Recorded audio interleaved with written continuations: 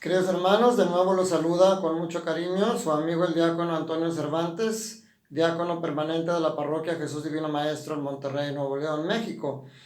Y pues bueno, vamos a seguir reflexionando en esta octava de Pascua, sobre todo lo que Jesús hizo después de haber resucitado y cómo fue cimentando su iglesia. De hecho, en este libro de los Hechos de los Apóstoles que reflexionamos en este tiempo, se narra todo el nacimiento de esta nueva iglesia, cómo fue creciendo con la ayuda del Espíritu Santo.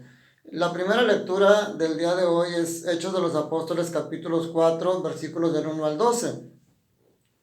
Y es continuación de lo que estábamos viendo los días anteriores, todavía viendo los efectos de ese milagro que hizo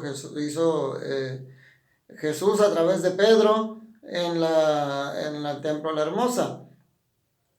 Veíamos cómo decía que al principio se habían convertido 30,000 personas. Hoy nos habla de que ese milagro, unido a la predicación de Pedro y de Juan, traía ya la conversión de 5,000 personas. Ese es el fruto de ese primer milagro y de esa predicación. Pero también trae otro resultado no tan bueno, pero que ya Jesús se los había dicho anteriormente. Es el inicio de la persecución.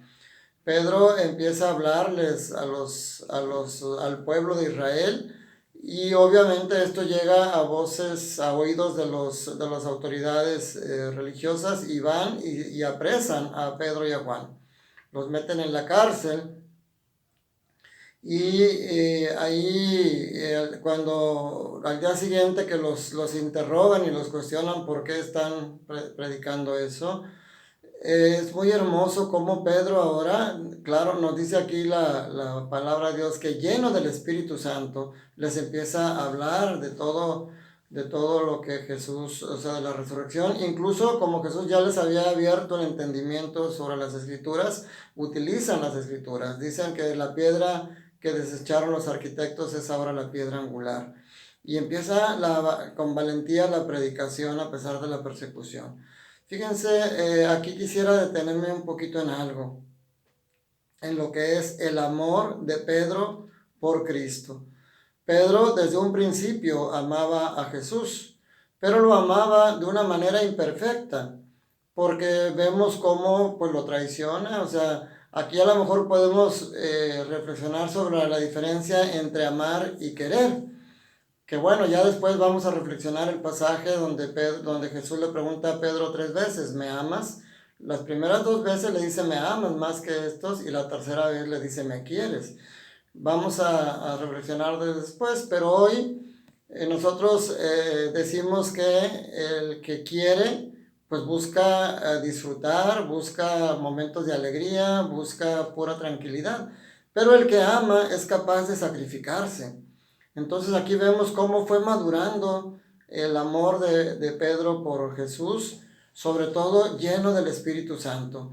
Ya no se convirtió en un amor en el que solamente convivía y disfrutaba de la compañía de él, sino que ahora era capaz de hacer sacrificios hasta ofrecer su vida, como fue más adelante. Yo creo que esas son unas grandes enseñanzas que nos deja esta primera lectura. El Evangelio tiene muchos elementos, mis hermanos, que vamos a reflexionar el día de hoy. Trataré de resumirlos de alguna manera. Narra el acontecimiento de la segunda pesca milagrosa. Ya en el llamado a los primeros discípulos, nos narra todavía Jesús en vida, hace una pesca milagrosa con los apóstoles, y Pedro, impulsivo como siempre, se postra sobre él y le dice, aléjate de mí que soy un pecador. Hoy, en esta narración de la segunda pesca milagrosa, está en el Evangelio de Juan, capítulos 21, versículos del 1 al 14. Y aquí nos narra cómo Pedro le dice a sus compañeros, voy a pescar, y ellos le dicen, nosotros también vamos. El primer elemento aquí a reflexionar es que dice aquí, fíjense, estaban juntos Simón Pedro, Tomás llamado el gemelo, Natanael, el de Caná de Galilea, los hijos de Zebedeo y otros 2 discípulos. Simón Pedro les dijo, voy a pescar. Ellos le respondieron, también nosotros vamos contigo. Salieron y se embarcaron, pero aquella noche no pescaron nada. Si contamos cuántos eran los apóstoles que estaban en la barca, eran 7. Ese número no es casualidad, ya Jesús le había dicho a Pedro que hay que perdonar 70 veces 7. Ya tenemos los 7 sacramentos, los 7 dones del Espíritu Santo. Y el número 7 se presenta muchas veces ahí como ejemplificando perfección. Entonces, ese es el primer elemento. El otro dice, era de noche y no habían pescado nada.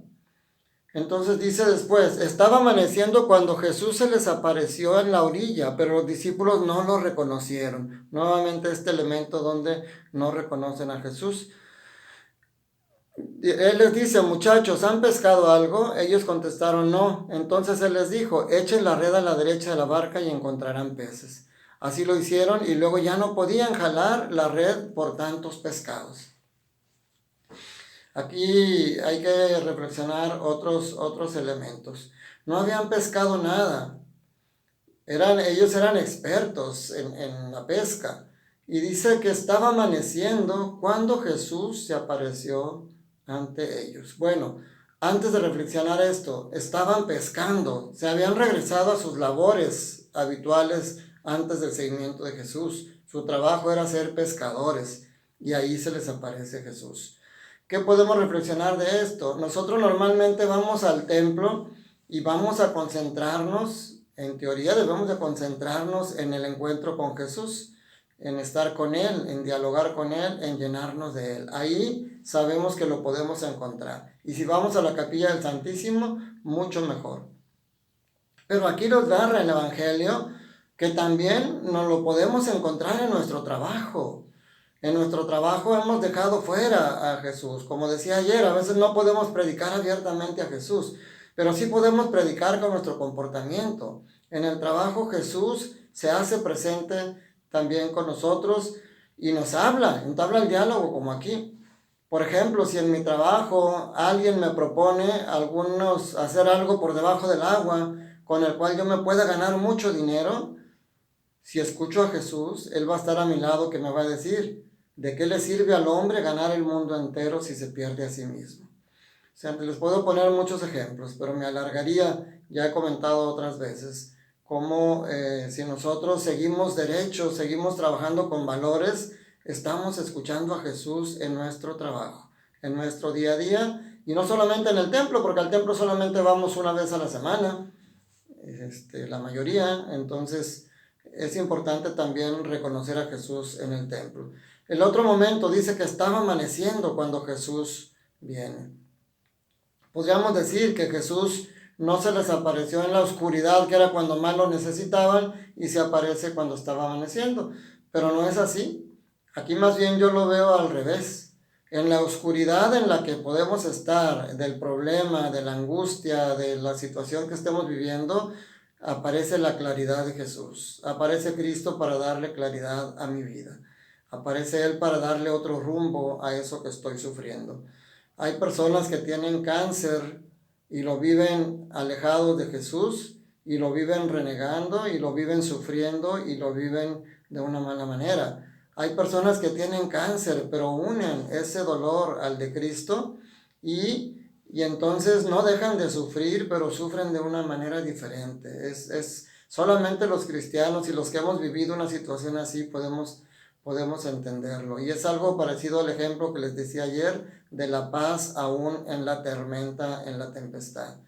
Entonces Jesús no es que se aparezca solamente cuando hay luz en nuestra vida, sino que Jesús le trae luz, le trae claridad a nuestra vida cuando más lo necesitamos. Otro elemento importante dice, echen las redes a la derecha. En el Evangelio de Mateo, cuando nos habla el pasaje del juicio final, dice que vendrá el Hijo del Hombre y que nos pondrá a unos a la derecha y a otros a la izquierda. Entonces Jesús nos dice, a la derecha encontrarán el buen pescado, los buenos peces para poder traerlos en su red. Nosotros, el Señor nos indica el camino por donde podemos dirigirnos para que un día estemos a la derecha junto al Padre con todas las ovejas y no a la izquierda con los cabritos que son enviados al sacrificio o al matadero. Entonces esto es algo también muy importante para nosotros que tenemos que reflexionar. Escuchar la voz de Jesús y a obedecer lo que Él nos dice. Es muy importante también que el discípulo amado es el primero en reconocer a Jesús y le dice a Pedro, es el Señor. Y Pedro inmediatamente se lanza al mar y corre al encuentro. O sea, cuando el Señor te diga en el trabajo que tienes que hacer algo, tú hazlo, no tengas miedo. Aunque lo he dicho 3 veces, aunque te vayan a criticar, aunque vaya a haber situaciones contrarias, no tengas miedo. El Señor siempre te va a fortalecer. Cuando llega a la orilla, Jesús ya los estaba esperando con unas brasas, con un pez y un pan. Y fíjense, aquí es bien importante porque yo encuentro otro elemento eucarístico. Jesús les dice que les den peces de los que acaban de pescar. Él ya tenía un pan y un pez.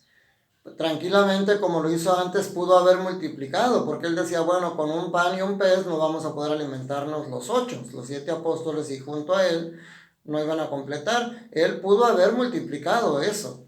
Y sin embargo, quiere que ellos también aporten del fruto de su trabajo para poder alimentarse todos juntos. ¿No les recuerda esto el momento del ofertorio en la Santa Misa? Cuando empezamos el ofertorio, el sacerdote hace unas oraciones donde bendice el pan y el vino, y el pueblo lo acompaña junto con el coro en el canto del ofertorio, donde dice, bendito seas, Señor, por este pan y este vino, fruto de la tierra y del trabajo de los hombres que ahora te presentamos. O sea, Jesús, así como alimentó ahí a sus apóstoles con el fruto del trabajo de ellos mismos, en la Eucaristía, el pan y el vino que se presenta como ofrendas, representa el fruto del trabajo de nosotros, de todos los que estamos ahí presentes y ausentes, pero Él los transforma y ahora nos alimenta con su propio cuerpo en la Eucaristía. Esto es algo muy hermoso que no se nos debe de olvidar porque lo pasamos mucho de largo algunas veces. En la misa estamos no solamente para ir a escuchar como un monólogo lo que Jesús dice a través de las lecturas y de la homilía, sino es un diálogo con el Señor en el cual nos alimentamos aportando también nosotros el fruto de nuestro trabajo y por eso salimos llenos y fortalecidos de Jesús. Entonces eso es algo que no tenemos que olvidar. Jesús se hace presente en la Eucaristía. Entonces, mis hermanos, sigamos reflexionando cómo en esta oscuridad de la pandemia que se alarga, ya se habla de que todo mayo vamos a estar todavía en cuarentena. Solo Dios sabe si esto se puede levantar antes, si todos cooperamos, si todos ponemos de nuestra parte, si todos aportamos nuestro sacrificio, demostramos nuestro amor en el sacrificio. Esto va a pasar pronto y nuevamente podremos estar en la misa jubilosos, abrazándonos y alimentándonos. Podemos darnos ese rito de la paz como debe de ser, no como ahora solo con un inclinamiento inclinando la cabeza. Podemos darnos ese saludo de manos y ese abrazo afectuoso. Es lo que Jesús quiere, pero por lo pronto tenemos que pasar por estos momentos de sacrificio. Me despido como siempre dándote la bendición, deseando también orando por ti y pidiendo que tú ores por mí. Es importante aprovechar cualquier momento para predicar, como lo hemos visto ayer y hoy, que Pedro aprovechó también para predicarle a las autoridades. Entonces te pido que si compartes este video, puedes hacer que también llegue a otras personas esta reflexión, este mensaje que Dios le quiere llamar a ustedes. Que la paz de Dios esté con ustedes y que la bendición de Dios Padre, Hijo y Espíritu Santo descienda sobre ustedes y sus familias y permanezca para siempre. Que el amor y la alegría de Dios sea nuestra fuerza. Sigamos en paz nuestro caminar al encuentro del Señor. Que tengas un día lleno del amor de Dios.